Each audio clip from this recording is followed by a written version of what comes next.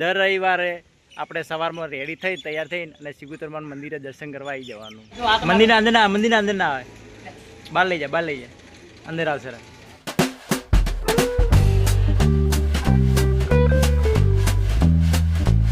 Guys good morning, welcome to my new blog. તો guys આપણે રાજસ્થાનથી ઘરે આવી ગયા, સવારે 3 વાગ્યા હતા. તો આજે એવું થયું કે નોકરી જવું જ નહીં, એટલો થાક લાગ્યો તો રજા રાખી દીધી અને ઘરે હતા. તો આપણને એક વિચાર આવ્યો કે ચલો જુનાડીસા પ્રખ્યાત સિગુતર માતાનું મંદિર છે, ત્યાં આગળ જઈ આવીએ. ગાઈસ આપણે તો બહાર ગયા નહીં કાનુડો દેખવા માટે, કારણ કે મારા બૂટ પહેરીને ભાઈ બહાર જતો રહ્યો હતો. કની કોનુડો વાળ્યો મમ્મી?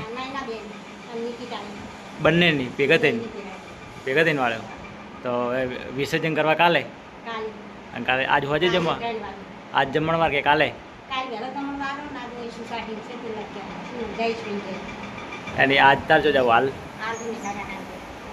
પણ મમ્મીને પણ આવું છે, મમ્મીને પણ ત્યાં આગળ મામાને ઘરે જવું હોય તો એને પણ બાઇકમાં આપણે ભેગા લેતા જઈએ.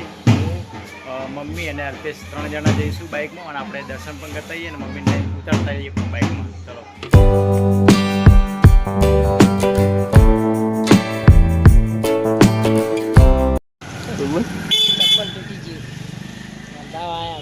કાકા ચંપલ બાંધેલા હે અલ્પેશનું.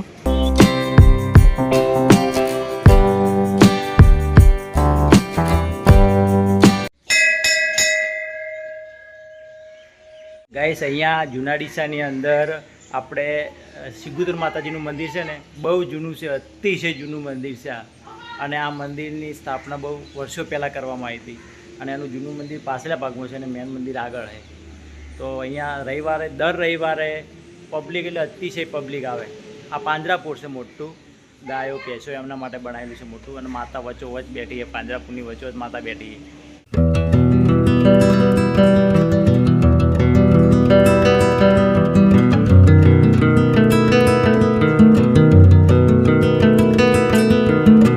આગળ બનાવેલું મોટું મંદિર છે માતાજીનું અને પાછલા ભાગમાં પણ માતાજીનું મંદિર છે. જૂનું મંદિર પાછલા ભાગમાં છે. અહીંયા કઈશ મંદિરની આગળ ગિલોડિયા આવી ગયા અને અલ્પેશ રમણા બી આવી ગયો.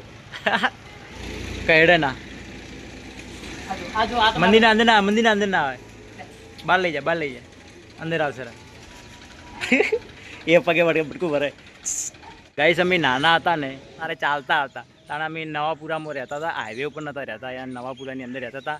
દર રવિવારે આપણે સવારમાં રેડી થઈ તૈયાર થઈને અને સિગુતરમાન મંદિરે દર્શન કરવા આવી જવાનું.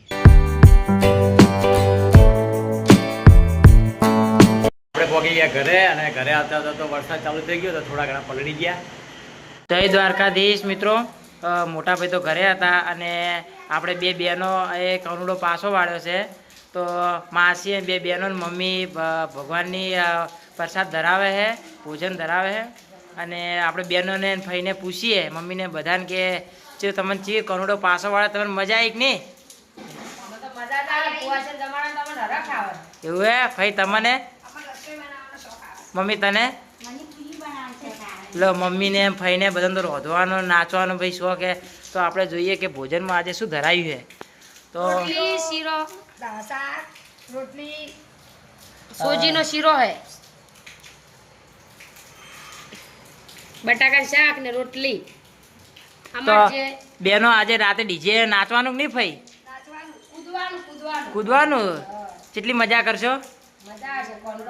લે ભાઈ ભાઈને બેનને તો મજા છે. તો આપણે કૃષ્ણ ભગવાનની આજે વળી પાછો રાસ ગરબા કરવાના છે, બહુ મજા આવશે.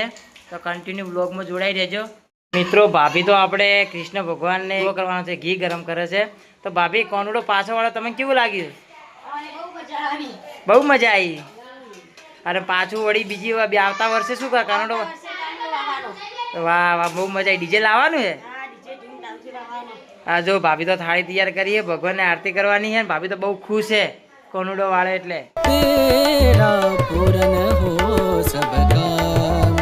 ભજલે રામ નામ સુખધામ, ભજલે રામ નામ સુખધામ.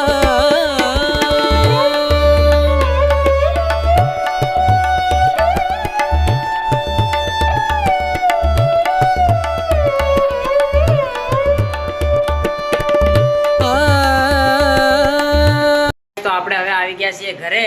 કૃષ્ણ ભગવાનની આરતી ને ભગવાનને થાળ ધરાઈ અને મમ્મી હજુ ત્યાં છે. મમ્મી આરતી કરે છે. મમ્મી આરતી કરીને અહીંયા ઘરે આવી જાય પછી આપણે જમી અને બધા રાસ ગરબાનો પ્રોગ્રામ છે ત્યાં, તો રાસ ગરબા રમવા જશું ને બહુ નાચશું. તો ગાઈઝ આપણે તો દર્શન કરવા માટે ગયા નતા, આપણે તો ઘરે જ હતા. થોડું કામ હતું એટલે ઘરે હતો. મમ્મી બધા ગયા હતા અને આપણે હવે નાચવા જશું. મસ્ત નાચશું. થોડા ઘણા ઈચ્છા થાય તો નાચી લેવું, બાકી બેઠા બેઠા એન્જોય કરશું, દેખશું જે નાચે એ લોકો.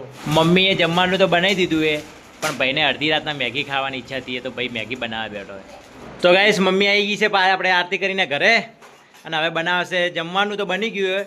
બાજરીના રોટલા પણ તૈયાર થઈ ગયા છે અને દૂધ ગરમ કરાય મમ્મી, દૂધ મૂકે. અને ભાઈ તો આવતા પહેલા પ્રસાદ લાવી હતી કૃષ્ણ ભગવાનની. ભાઈ તો પ્રસાદ ગાય શીરો છે, બહુ મજા આવે, મેઠો મેઠો હે. આપણે તો ઘાસ ગરબા રમવા જવાનું, 9 દાડા એવું લાગે બધા કોનુડા વાળી મજા આવે. રોજ પ્રસાદ ને રોજ રમવાનું મજા.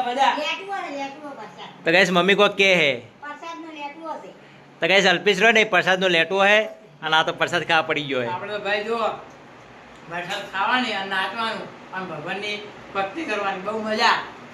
તમે પણ પ્રસાદ ખાજો, હું તો ખાઉં જ છું. તો ગાઈસ બધી ફેમિલી તો આપણી તૈયાર થઈ ગઈ છે ડીજેમાં નાચવા માટે, અને આપણે પણ હવે જઈએ દેખવા માટે. ચલો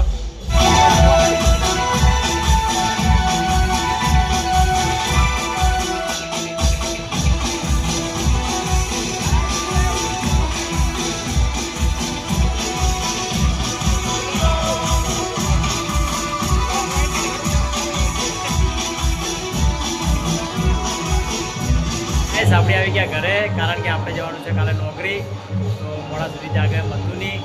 તો આ તો આપણો નાનકડો બ્લોગ પસંદ આવે તો લાઈક કરજો, ચેનલ પર ના આવે તો સબસ્ક્રાઈબ કરી દેજો. મળીશું નેક્સ્ટ બ્લોગમાં. Thank you for watching. By.